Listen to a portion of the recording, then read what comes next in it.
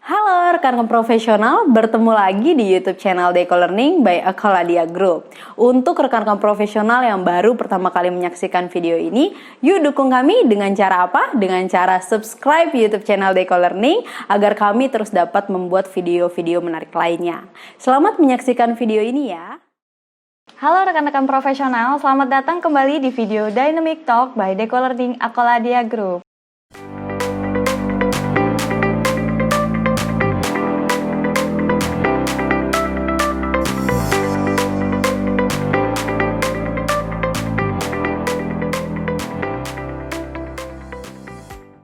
Bersama saya, Noviani Widyasari yang akan memandu sesi Dynamic Talk kali ini nih.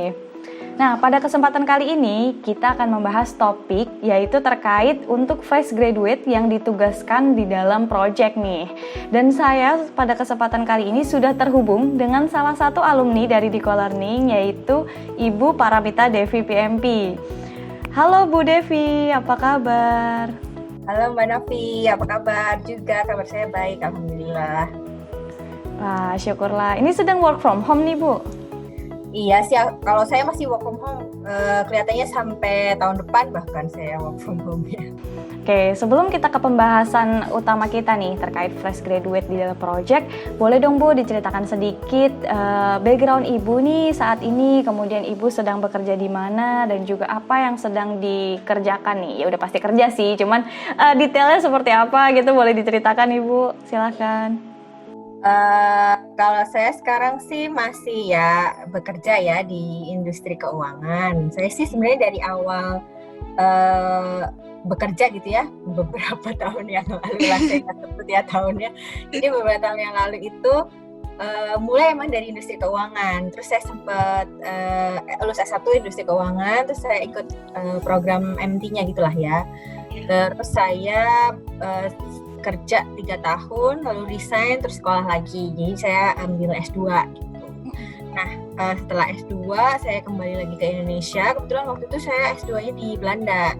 Jadi S1-nya saya teknik, saya S2-nya ngambil manajemen teknologi. Jadi nggak jauh-jauh sebenarnya. Iya. Terus waktu pas kerja pertama kali di industri keuangan, tapi di bagian IT.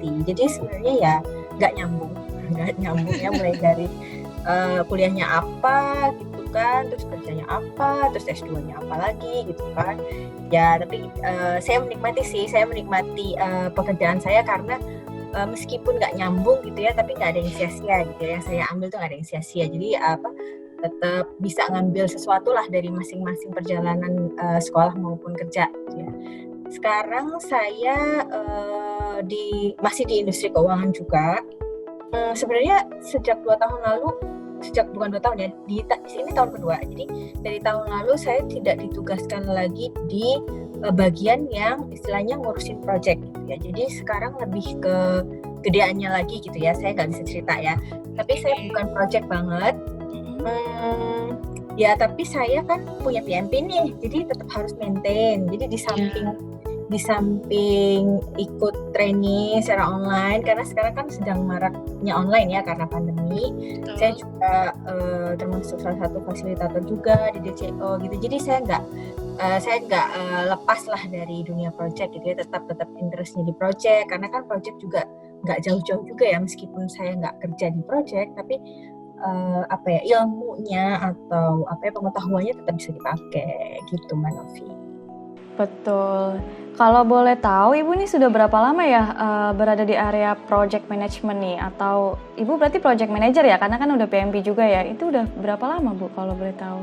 Sebenarnya waktu saya pertama kali kerja, jadi kalau program MT kan ada pendidikannya tuh, ada masa pendidikan. Nah waktu pas ditempatin di IT-nya sendiri sebenarnya more or less itu sebenarnya udah project sih. Jadi kebetulan saya ditempatkan di bagian IT yang untuk pengembangan ya, tapi waktu itu pengembangan itu tidak dipisahkan dengan istilahnya production support gitu ya, jadi production support plus pengembangan itu menjadi satu tempat. Dan waktu itu pembagiannya bukan berdasarkan produk atau apa, tapi berdasarkan sistem. Jadi kayak satu sistem itu dimaintain oleh satu orang dan satu backup gitu biasanya gitu. Jadi saya itu dari awal udah in charge ke satu sistem ini. Beberapa sih sebenarnya, tapi terkait gitu ya. Dan dari situ ada pengembangan sistem ini kan untuk kebutuhan bisnis gitu ya. Jadi dari awal sih sebenarnya, dari awal saya kerja udah terlibat di project meskipun belum as a PM ya. Kalau di perusahaan saya dulu itu malah kalau di IT nggak pernah dibilang PM, tapi dibilangnya co-PM karena yang istilahnya yang punya projectnya adalah divisi bisnisnya gitu. Jadi IT kan sebagai enabler gitu ya, sebagai support gitu. Jadi dibilangnya jadi bersama lah. Jadi ada PM-nya dari bisnis, ada PM-nya dari IT gitu Mbak. Oh, I see. Nah, berarti kalau buat teman-teman yang mungkin baru mau ditempatkan di project nih, kira-kira apa yang harus dipersiapkan tuh Bu? Sebenarnya project itu bukan sesuatu yang eksklusif gitu ya. Maksudnya dalam artian beda banget ilmunya, enggak sih sebenarnya. Jadi project itu kalau bisa dibilang itu kalau kita kerja di project itu sebenarnya pakai common logic. Cuman ada beberapa framework ya, maksudnya cara pikir atau pola pikir atau approach yang digunakan gitu ya untuk menjalankan project. Tapi sebenarnya skill-skill yang dibutuhkan gitu ya, atau hal-hal yang harus dipunya untuk memulai itu sebenarnya nggak jauh-jauh beda dengan bidang-bidang lain gitu ya. Jadi harus misalkan mulai dari sesuatu hal yang kecil, menguasai skill soft skill gitu ya, soft skill misalkan kayak teamwork atau leadership gitu ya, itu sama sih sebenarnya. Jadi kalau aku bilang sih apapun jenis projectnya, apapun jenis pekerjaannya, apapun jenis industrinya sebenarnya sama aja gitu ya, cara kita memulai itu sama. Tadi ya mulai dari hal yang kecil kayak saya. Jadi saya tidak langsung misalkan jadi PM gitu ya, mungkin awalnya dari technical analyst dulu, mungkin awalnya dari technical support dulu gitu ya. Tapi dalam perjalanannya akan mempelajari prosedur-prosedur misalnya gitu ya, atau kalau project ini harus approach-nya gimana, kalau stakeholder ini harus reportnya gimana gitu. Jadi sebenarnya learning by doing juga sih Mbak. Gitu. Oke. Nah, kalau untuk tantangannya sendiri, tantangannya sendiri apa Bu? Tantangannya mungkin akan kok kayak gini sih gitu ya. Kayak saya dulu belajarnya nggak gini deh. Beda dengan teori yang saya pelajari untuk kuliah misalkan gitu ya. Atau kalau misalkan tahu secara teknis, kok kayak gini ya. Maksudnya kan teknisnya harusnya nggak gini gitu ya. Jadi ada beberapa hal yang mungkin secara teori kita tahu harusnya nggak gitu, tapi ternyata waktu implementasi berbeda, which is sebenarnya sangat normal banget gitu ya. Jadi teori project atau misalkan technical yang kita pelajari ya di kuliah, implementasinya berbeda itu wajar banget karena ada faktor-faktor eksternal yang tidak dieksplor waktu kita belajar teori gitu ya. Jadi misalkan kalau teorinya belajarnya based on PMBOK ya, PMBOK sendiri padahal nggak pernah bilang loh kalau di buku ini wajib diimplementasi karena semua hal yang di PMBOK ini adalah bagus dan best practice, nggak pernah bilang gitu. Jadi PMBOK pun bilangnya adalah di PMBOK adalah sesuatu yang generik gitu ya, yang mungkin diimplementasikan di semua lini industri gitu ya. Tapi nggak pernah bilang bahwa semuanya harus diimplementasi gitu ya. Semua proses, semua dokumen harus diikuti, nggak pernah bilang gitu ya. Jadi memang balik lagi bahwa sebagai fresh graduate yang pertama harus pelajari adalah organisasinya sendiri gitu ya, organisasi culture organisasinya, culture industrinya, terus bisa mulai belajar lihat dari prosedur atau pedoman yang berlaku di perusahaan, terutama kalau project management ya harus dibaca tuh, jadi alurnya gimana di situ, terus dokumentasi gimana. Sebagai anak baru, kalau aku saranin sih kita harus ngikutin dulu ya yang ada di prosedur itu, karena kita kan belum mengalami perjalanan untuk menjalankan project gitu ya. Jadi belum tahu kenapa nih, kok gini beda itu kenapa ya gitu ya, kenapa ini dibedain. Jadi harus ngikutin dulu. Nanti kalau misalkan kita udah punya pengalaman gitu ya, ngikutin, baru kita bisa lihat tuh bagaimana misalkan yang bisa diimprove gitu. Kalau aku sih sebagai anak baru mulai belajar dari perusahaannya sendiri dulu, dengerin dulu ya gitu, engage ke semuanya gitu ya, baru kalau merasa sudah memiliki pemahaman, baru boleh lah next step-nya gitu ya, improvement. Oke. Ya, biasanya kalau misalkan banyak ya sekarang yang kita misalkan ketika menempuh pendidikan itu background-nya apa mengambil jurusannya apa, tapi pas kerja itu bertolak belakang banget sama apa yang udah kita ambil gitu ya. Jadi justru malah aku lihat sih sekarang jarang ya ada orang yang stick di satu bidang sampai terus ya, kecuali dosen mungkin ya. Kalau dosen dari S1, S2, S3 sampai profesornya satu terus ya gitu ya. Tapi memang ya begitu gitu ya, streamline-nya memang seperti itu. Tapi kalau dunia kerja sih aku nggak melihat ya sama-sama terus ya. Misalkan kayak saya ya ini ya, dulu S1-nya misalkan telekomunikasi, teknik elektro, telekomunikasi ambilnya, tapi kerjanya di industri keuangan, nyambung. Tapi saya lihat teman saya yang kerja di telco pun dia juga nggak ngurusin teknisnya kok gitu kan, mereka banyak kan ngurusin marketingnya misalkan gitu. Jadi teknisnya nggak pernah tahu juga bahkan kan. tinggal dari kitanya gimana mau belajar ya untuk beradaptasi sama pekerjaan baru di dunia baru gitu ya. Nah, iya. Nah, biasanya kan kalau misalkan awal-awal lulus terus kita terlibat di project itu biasanya jadi project admin dulu ya, Bu? Sebenarnya project admin pun itu butuh waktu sih, Mbak. Soalnya kan memang project admin itu bisa dibilang itu adalah layer kedua setelah project manager sebenarnya. Jadi apapun skill yang dipunya oleh project manager, project administrator itu sebenarnya harus punya. Jadi kayak fungsi koordinasi, fasilitator, mediator gitu ya, even untuk reporting gitu ya. Sebenarnya project administrator itu gitu, perwakilan dari PM, seorang yang fully support PM.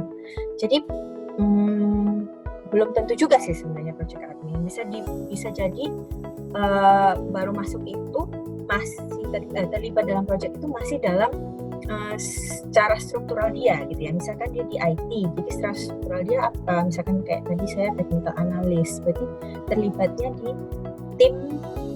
tim project yang bagian IT ya. Atau misalkan dia di bagian pengadaan, berarti dia akan terlibat di tim pengadaan.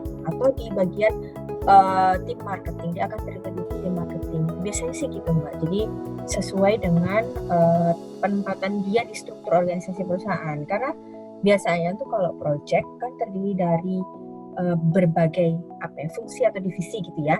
Jadi satu tim besar gitu kan. Dan itu ada satu orang yang memimpin, ya project manager gitu kan. Dan project manager ini membawahi banyak tim dengan berbagai expertise dan berbagai divisi. Jadi otomatis yang dipegang biasanya adalah atasnya dulu kan, si tim leader itu biasanya adalah manajer lini. Nah, di bawah manajer lini itu biasanya anak baru, jadi anggota tim lah. Ya.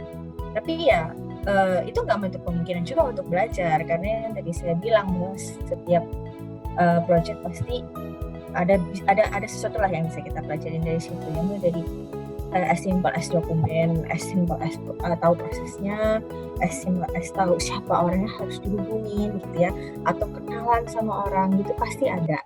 Jadi ya kalau misalkan diberi kesempatan pun langsung jadi project administrator ya itu bagus banget, karena itu udah semakin dekat lagi gitu ya menjadi PM. Kalau, oh iya Bu, sebelum kita lanjut ke pertanyaan selanjutnya, saya ingin mengingatkan kembali nih kepada rekan-rekan profesional yang belum subscribe YouTube channel kita, YouTube channel Deko Learning. Jangan lupa subscribe dulu YouTube channel Deko Learning dan nyalakan lonceng notifikasinya agar tidak ketinggalan update-update video terbaru dari kami. Dan jika Anda menyukai video ini, jangan lupa di like dan share ke rekan-rekan profesional lainnya ya. Oke, sekilas info dulu Bu. Ya. Nah, kalau misalkan tadi kan awalnya nih ketika misalkan baru langsung menjadi project admin misalkan, itu kira-kira kalau kita untuk terlibat di project nih bagi anak baru, butuh waktu berapa lama sih Bu untuk terlibat di project biasanya?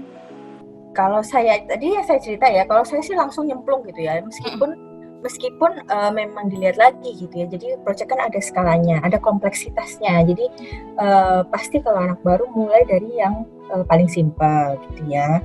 Tapi kebetulan juga di perusahaan saya dulu, nature-nya adalah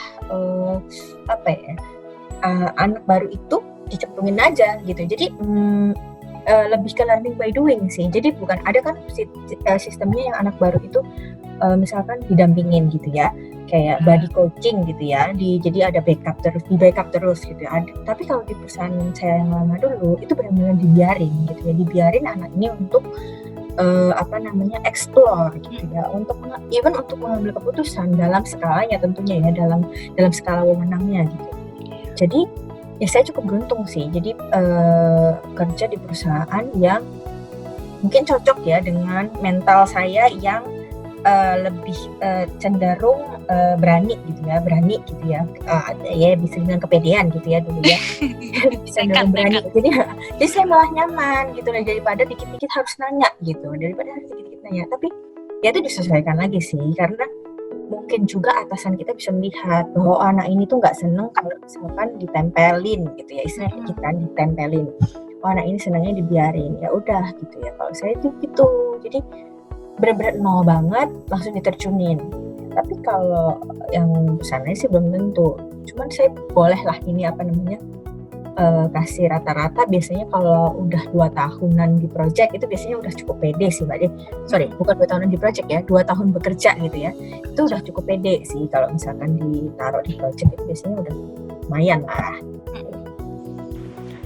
Berarti intinya tuh kalau misalkan kita sebagai fresh graduate jangan takut lah ya, kalau kita udah dikasih pekerjaan yang baru ya udah tinggal explore aja, terus jangan lupa jangan malu bertanya apalagi sama senior gitu ya Bu ya. Benar. Tapi juga harus ini sih bisa lihat-lihat situasi lah, mana yang harus ditanyakan, mana yang enggak gitu. Jadi ya nggak nanya mulu sampai harus terkesan mengganggu, tapi juga jangan kepedean terus nggak pernah nanya gitu ya. Itu skill ya sebenarnya, itu nggak ada teorinya, nggak ada sekolahnya, tapi itu ya dialami dulu aja gitu. Soalnya nggak semua orang mau ditanya-tanya juga ya, karena kita lihat-lihat orang-orangnya juga ya yang mau ditanya. Lihat lagi orangnya mau nggak ditanya, kalau nggak mau ya gimana gitu ya. Derita lo lah gitu. Kalau misalkan Ibu mereka tertarik kan mendalami bidang project management, kira-kira step selanjutnya apa nih Bu? Apakah memang ya udahlah dalami dulu terkait dunia project gitu kan, seperti yang tadi minimal mungkin 2 tahun di pekerjaan udah bisa lah terlibat di project, atau perlu mengambil sertifikasi gitu, atau malah better project dulu lah didalemin baru sertifikasi, atau nggak apa-apa kita ambil sertifikasi dulu kayak misalkan yang dasar itu kan CAPM gitu ya Bu ya. Kalau saya sertifikasi setelah udah lebih dari 5 tahun project.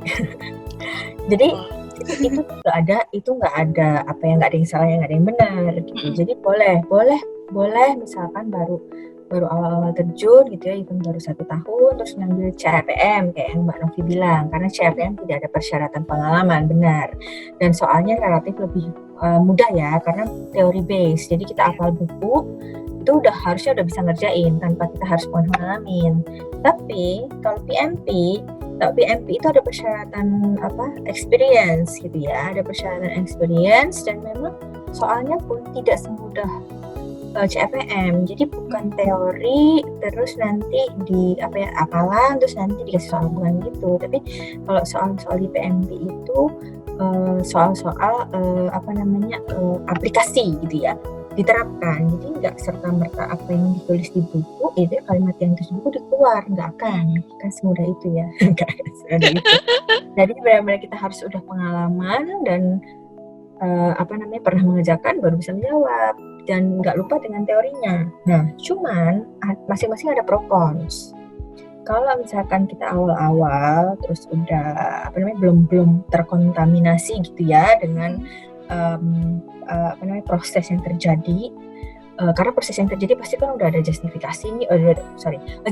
dari PMBOK gitu ya, udah ada adjustment dari PMBOK, jadi pasti udah agak jauh lah dari teori gitu ya. Nah, itu akan lebih sulit pada waktu mengambil PMP karena soal-soal yang di PMB kan base-nya BMBOK, jadi kita harus benar-benar ngosongin lagi tuh, ngosongin praktek-praktek yang udah pernah kita jalanin, ngosongin dulu, open mind dulu. Oh ternyata PMBOK tuh gini gitu ya. Jadi jangan mikirnya kayak yang di kerjaan nih, jadi mikirnya kayak buku gitu. Jadi kayak switching gitu ya, switching pemikiran gitu, switching framework.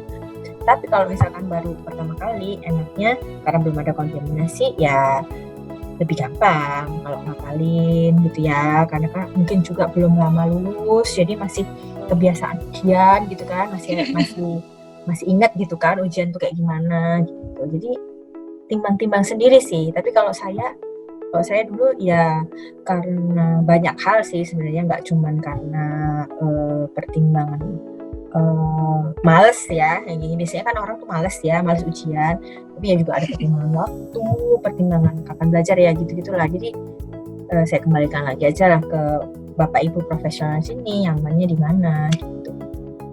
Soalnya kalau mau sertifikasi itu butuh niat dari diri sendiri juga ya, kalau enggak nanti takutnya hasilnya enggak sesuai gitu ya. Kebanyakan sih gitu ya Mbak, kalau di perusahaan, di beberapa perusahaan dipaksa sama kantor gitu kan.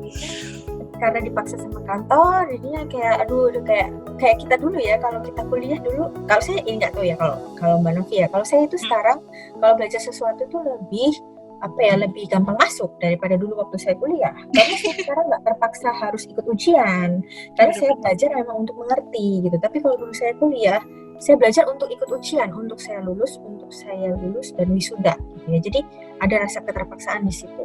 Kalau sekarang, kalau saya belajar sesuatu, misalkan saya background engineering gitu ya, saya pengen belajar tentang hukum nih sekarang gitu ya, hukum perseroan misalkan ya, saya senang aja. Tapi kalau dulu mana saya kepikiran gitu. Ini Mbak, jadi motivasinya benar. Jadi harus diri sendiri dulu. Ya baru ya, tapi memunculkan motivasi diri sendiri ya itu pasti beda-beda. Jadi ya gantung ya gimana ya. Betul sekali. Oke, kalau misalkan sudah terlibat di project, biasanya butuh waktu berapa lama Bu? Kalau misalkan untuk fresh graduate akhirnya sampai ke tahap ingin menjadi project manager gitu. Jadi untuk improvementnya itu kira-kira berapa lama sih Bu? Kalau bilang sih nggak ada rule of thumb-nya gitu lah, nggak ada di average juga mungkin nggak bisa ya, tapi sebenarnya tergantung dari, mungkin saya bisa bilang adalah variasi dari project-project yang sudah pernah kita kerjakan. Jadi mulai dari yang paling simple, yang tengah-tengah, sampai yang paling sulit, sama juga secara teknikal ya misalkan, sama juga secara stakeholder yang terlibat, internal aja atau internal dengan eksternal atau dengan pemerintahan gitu, itu pasti kan beda ya pendekatannya. Jadi lebih ke portofolio project yang pernah dijalankan orang tersebut. Ada orang yang 10 tahun mengerjakan project itu, tapi projectnya itu tipenya itu terus. Misalkan projectnya tipenya adalah enhancement aplikasi existing, itu aja gitu, dan usernya, divisi bisnisnya sama terus. Yang menurut saya sih itu nggak reach aja gitu ya, dia kurang banyak aja pengalamannya gitu. Jadi kalau begitu di switch ke project lain, belum tentu dia akan bisa keep up begitu ya, bisa jadi masih nggak move on gitu ya, bisa jadi masih terjebak di cara kepala pemikiran yang dulu gitu. Jadi menurut saya sih itu nggak variasi dari portofolio project yang sudah dia kerjakan. Semakin banyak, yaitu semakin bagus, semakin dia bisa pede, semakin dia bisa cepat gitu ya, karena project itu kan menuntut orang untuk selalu problem solving untuk decision making dengan cepat gitu ya. Project manager itu harus cepat gitu ya. Jadi kalau semakin dia terlatih, semakin dia terekspos dengan berbagai lingkungan, berbagai disiplin ilmu, berbagai tantangan ya, semakin dia expert lah gitu. Oke, intinya nggak ngelihat waktu atau umur ya, sebenarnya lebih ke pengalaman dan seberapa siap kita ketika menghandle segala project, dan banyaknya project malah jadi kita memperkaya diri kita sendiri gitu, kemampuan dalam menghandle project gitu ya. Wah, kita udah masuk ke pertanyaan terakhir ternyata. Kira-kira pesan-pesan apa nih yang bisa Ibu sampaikan untuk para fresh graduate atau newbie yang baru masuk atau terjun ke project atau project management ini sendiri, Bu? Kalau untuk pertama kali ya, buat first timer nih, seperti yang tadi saya bilang bahwa kan masih belum banyak pengetahuan mungkin ya, apalagi pengalaman gitu ya. Jadi saatnya itu masih banyak-banyak mendengarkan gitu ya. Banyak-banyak mendengarkan, banyak-banyak terlibat gitu ya, tapi juga engage gitu ya. Meskipun kita nggak tahu, kalau misalkan nggak perlu ngomong gitu ya, tetap mendengarkan itu udah menurut saya udah cukup. Mendengarkan untuk mengerti itu. Terus yang kedua adalah biasanya kalau di perusahaan-perusahaan itu ya, kalau mengerjakan project itu kan ada beberapa alat bantu yang digunakan gitu ya. Entah itu mungkin untuk reporting, untuk budgeting, atau untuk PM tools-nya gitu ya. Biasanya ada PM tools gitu ya, misalkan kayak Excel untuk Gantt chart atau Microsoft Project dan sebagainya. Nah itu sih bagus banget untuk dipelajari sebagai alat yang bisa mempermudah kita dalam kerja gitu ya. Sama juga di situ kadang-kadang juga kita bisa belajar bahwa ada beberapa fitur yang mungkin belum dipakai tapi bisa bantu gitu ya. Jadi buat anak baru mungkin itu masih punya waktu untuk mengeksplor gitu ya. Jadi bagus banget kalau misalkan kita bisa memberikan ide atau improvement kepada rekan-rekan setimnya lah gitu ya. Terus yang ketiga adalah selalu aktif ya, selalu aktif dalam diskusi. Jadi biasanya ya kalau dulu saya kalau anak baru kan jarang ditanyain gitu ya, jangan ditanyain pendapat. Tapi begitu ditanya pendapat, itu jangan menyanyikan kesempatan itu untuk kelihatan gitu ya, untuk berkontribusi gitu ya, apapun itu. Makanya harus ready dengan sebelum-sebelumnya itu ya, dengan banyak mendengarkan gitu ya. Jadi ready untuk kalau misalnya ditanya bisa berkontribusi gitu. Jadi supaya jadi anggota tim yang solutif gitu ya, jadi produktif dan solutif gitu ya, supaya anak baru. Jadi mesti diingat kayak gitu juga. Terus jangan lupa juga untuk mengenal kepribadian rekan setimnya atau rekan di luar timnya atau mungkin customernya gitu ya. Bukan kepribadian dalam arti tahu dalam-dalamnya ya, tapi maksudnya cara berinteraksi gitu ya. Cara berinteraksi kan kadang-kadang sama orang beda-beda gitu ya. Ada yang suka ditanya, ada yang suka ngomongin hal pribadi gitu ya. Tapi ya kalau tips dari saya sih ya menjadi diri sendiri aja, nggak usah yang gimana, maksudnya pura-pura banget. Tapi maksudnya ya tahulah cara pendekatan yang sesuai, yang profesional gitu. Terus yang terakhir sih kalau tips dari saya atau pesan dari saya adalah selalu belajar atau mengasah kemampuan untuk berkomunikasi dengan orang, karena tadi banyak yang terlibat dalam satu proyek tim besar, terdiri dari banyak orang multidisiplin, multi background gitu ya. Jadi yang skill yang paling banyak digunakan pasti komunikasi. Pun seorang PM pun 70% skill yang dia harus punya adalah sebenarnya skill komunikasi.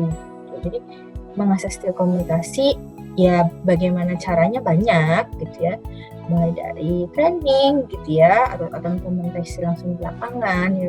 Tapi ya itu komunikasi penting banget, dan itu nggak cuma berguna di project tapi juga berguna di area yang lain, di pekerjaan maupun di kehidupan pribadi juga loh gitu. Wah, lengkap banget nih sarannya. Mulai dari yang teknikalnya, di mana kita juga harus aktif belajar, mendengarkan, kemudian ikut proaktif gitu ya sebagai team member. Tapi juga kita harus meningkatkan kemampuan soft skills kita, terutama di bidang komunikasi itu ya. Gitu. Wah, terima kasih banyak nih Bu, perbincangannya hari ini sungguh menarik dan juga sharing-sharing pengalamannya. Semoga bermanfaat bagi rekan-rekan, terutama rekan-rekan profesional yang fresh graduate yang baru di dunia project ya Bu ya. Oke, kalau gitu sekian sesi Dynamic Talk hari ini. Semoga bermanfaat bagi rekan-rekan profesional lainnya. Sampai jumpa di video Dynamic Talk lainnya. Bye-bye.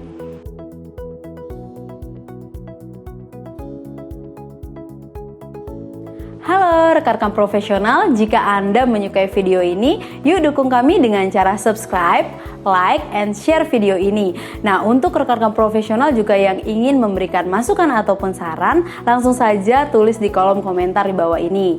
Semoga video ini bermanfaat ya untuk rekan-rekan profesional. Sampai jumpa kembali di video Dynamic Talk berikutnya.